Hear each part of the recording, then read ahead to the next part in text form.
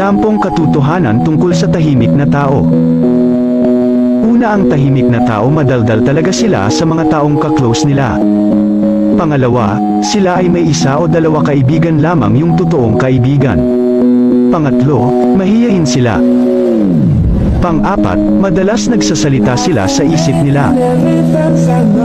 Pang-5, sila yung may magandang ngiti at nakakatawang tawa. Pang-6, sila ay may tapat sa kanilang karelasyon. Pang-7, sila ay mapagmatiyag sa lahat ng sitwasyon.